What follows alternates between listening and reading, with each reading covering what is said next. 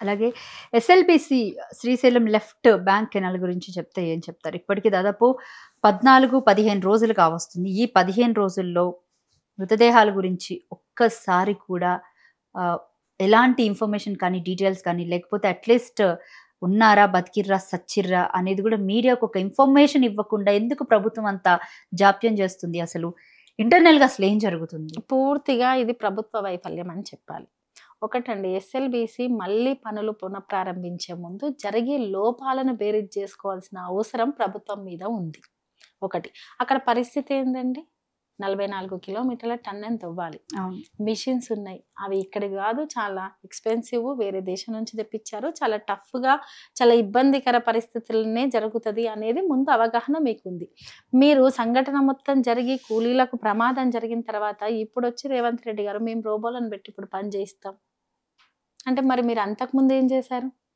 అంతేకాదు, ఇప్పటి వరకు కూడా వాళ్ళకి అరే వాళ్ళ ప్రాణాలు పోయినాయి లేదు అనేది, వాళ్ళు ఉన్నారా లేరా అన్నట్టుగానే ప్రకటన చేస్తుంది ప్రభుత్వం. లేరు అని ప్రకటన చేస్తుంది. కానీ వాళ్ళకి సంబంధించిన కొన్ని ఆనవాళ్ళు కూడా ఇప్పటి వరకు బయటికి తీసిన సందర్భం లేదు కదా. గతంలో కూడా ఇలాంటి ఇష్యూని బీఆర్ఎస్ పార్టీ హయాంలో ఉన్నప్పుడు హైడ్రో ఎలక్ట్రిక్ పవర్ ప్రాజెక్ట్ జరిగినప్పుడు ఇలాగే ఒక ఇష్యూ జరిగితే ఒక్క రోజులో శవాలని బయటికి తీసుకొచ్చారు. అలాగే వెంటనే వాళ్ళకి నష్టపరిహారం ఇచ్చారు. కుటుంబానికి తగ్గ అంటే కుటుంబంలో ఒక ఉద్యోగం కూడా ప్రకటించడం జరిగింది. ఇచ్చారు కూడా. ఒకటండి, ఏదైనా ఏదైనా పరిణామాలు అది అనుకోకుండా జరిగేవి. అక్కడ ఉన్నాయి ప్రాణాలు. వాటి మీద ఎవరు రాజకీయం చేయాలని చేసేవి కాదు. ఒకటి, ఏదైనా సంఘటన జరిగేటప్పుడు లేదు, ఏదైనా ప్రాజెక్ట్ని మీరు చాలా ఛాలెంజింగ్ గా తీసుకొని ముందరికి తీసుకెళ్లాలనుకున్నప్పుడు, అంటే ఇక్కడ నాకున్న డౌట్ ఏంటంటే మేడం, బేసిక్ గా జరిగే ఇష్యూ ఇప్పటికి 15 రోజులు అవుతుంది.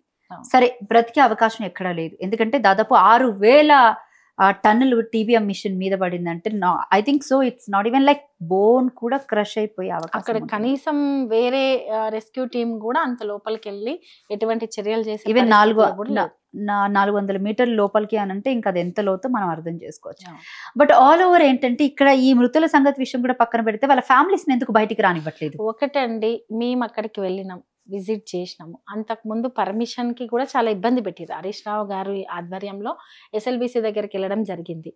అంతకు ముందు వరకు అది కాంగ్రెస్ పార్టీలో ఉన్న మంత్రులు ఎంతసేపు హెలికాప్టర్ వేసుకొని వెళ్ళడము, అక్కడ తిరగడం, మీద అక్కడ కొద్దిసేపు ఉండడం, మళ్ళీ తిరిగి రావడం, ఇది తప్పితే అసలు లోపల ఏం జరుగుతుంది, ఏ రకమైన చర్యలు జరుగుతున్నాయి అనేది వాళ్ళకే పూర్తిగా క్లారిటీ లేదు. వాళ్ళు ఏం చర్యలు చేస్తున్నారో కూడా అప్పటి వరకు క్లారిటీ లేదు.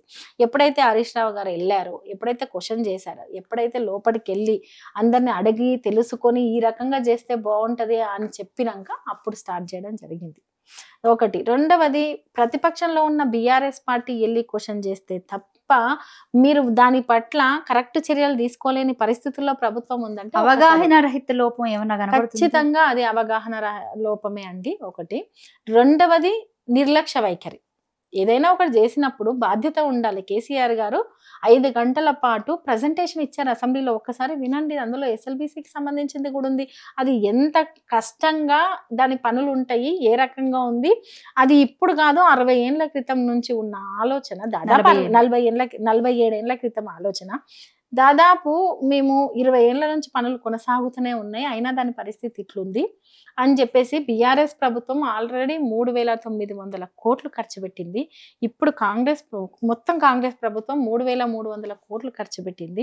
అయినా కూడా ఆ పనులలో బీఆర్ఎస్ పార్టీ ఆ పనులు చేసిన సందర్భంలో, ఎస్ఎల్బీసీకి సంబంధించిన పనులు చేసిన సందర్భంలో ఏ ఒక్క సంఘటన జరగలేదు. జాప్యం జరుగుండొచ్చు, కానీ ఏ ఒక్క సంఘటన కూడా జరగలేదు. కాబట్టి నేను ఒకటే ఏమంటున్నా అంటే, ఎవరైనా కావచ్చు, ఏ రాష్ట్ర ప్రజలైనా కావచ్చు, అక్కడ 8 మంది ప్రాణాలు, వాళ్ళ కుటుంబాలు, అక్కడికి వెళ్ళి వాళ్ళ కుటుంబాలను చూస్తే ప్రతిపక్ష నాయకులు కాదు, ఎవరి దగ్గర, మీడియా దగ్గర మాట్లాడాలి అని వాళ్ళని బయటికి రానివ్వట్లేదు. అసలు ఎందుకు అంత భయం? ఎందుకు ఈ రోజు వరకు ఆ సంఘటన గురించి బయటకు వచ్చి ఏ ఒక్క స్టేట్మెంట్ కూడా మీరు ఇవ్వకపోగా, విజిట్ చేయడానికి వెళ్ళి అక్కడ ఏమైనా జరిగితే దాని గురించి మాకున్న అవగాహన మేరకు మేమేమైనా చెప్తామని వెళ్ళిన నాయకులను, ప్రతిపక్ష నాయకులను మీరు అరెస్ట్ చేయించడం, నోటికి పర్మిషన్ ఇవ్వకపోవడము, నిర్బంధించడము, ఎందుకు అంత భయం అని మేము అడుగుతున్నాం. రెండవది, ఇటువంటి నిర్లక్ష్య ధోరణి ప్రభుత్వానికి ఉండకూడదు. ఖచ్చితంగా ఏదైనా చేసేటప్పుడు ముందు వెనక ఆలోచించి నిర్ణయాలు తీసుకోవాలి అనేది, అది ప్రజల సంక్షేమ దిశగా ఉండాలనేది కోరుతుంది.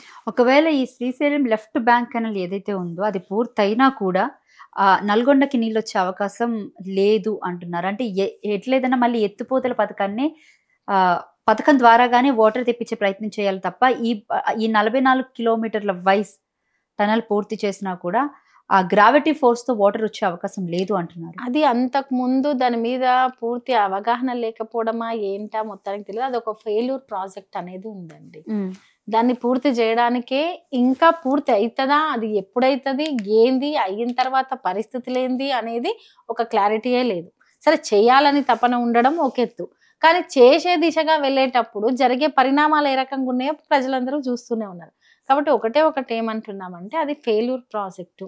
దాన్ని తీసుకున్న నిర్ణయమే ఫెయిల్యూర్ ప్రాజెక్ట్ అనేది ఇంతకు ముందు కూడా మాట్లాడారు. కాకపోతే తప్పనిసరి దశలో అంత గత ప్రభుత్వాలు ఆ నిర్ణయాలు తీసుకున్నాయి కాబట్టి దానికి బడ్జెట్ కేటాయించడం, దాన్ని స్లోగా ముందుకు తీసుకెళ్లడం జరిగింది.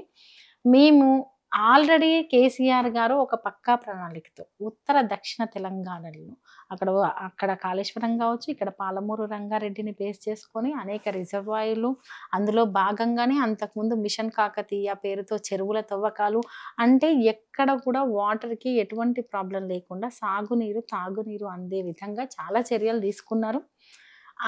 వాటిని ఈ రోజు వరకు మళ్ళీ కొనసాగింపు లేదు, ముందుకు తీసుకెళ్లడం లేదండి. ఈరోజు పాలమూరు రంగారెడ్డి పనులు ఎక్కడ జరుగుతున్నాయి? జాప్యం ఎందుకు జరుగుతుంది? 80% పూర్తయిపోయింది. సొంత నీ నియోజకవర్గమైన కొడంగల్కే నీళ్ళు వస్తాయి కదా, ఎందుకు ఆ పనులను చేయట్లేదు? అంటే ఇటువంటివి చాలా ఉన్నాయి. పరిపాలనా లోపంలో భాగంగా ఇటువంటి వైఫల్యాలన్నీ చాలా ఉన్నాయి. వాటిని ఖచ్చితంగా రేవంత్ రెడ్డి గారు పునఃపరిశీలన చేసుకోవాలి. ఎస్ఎల్బీసీ విషయంలో మాత్రం ఖచ్చితంగా రేవంత్ రెడ్డి గారిది కాంగ్రెస్ ప్రభుత్వ నిర్లక్ష్య వైఖరి వల్లనే 8 మంది ప్రాణాలు పోయినాయి.